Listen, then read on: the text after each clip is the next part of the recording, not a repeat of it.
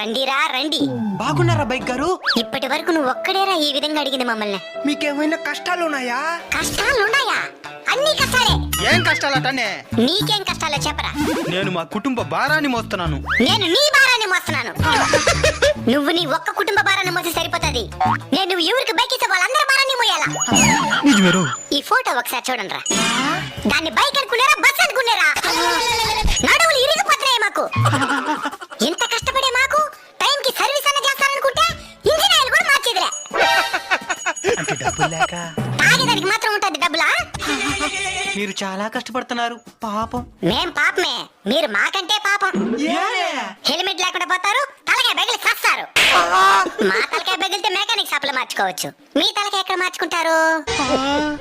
ఎంతో తెలివిగా ఏవేవో కనబడుతున్నారా. హెల్మెట్ వేసుకుంటేనే బైక్ స్టార్ట్ అయ్యే మరి ఏదో ఒకటి కనిపెట్టండి. జై హింద్. జై హింద్.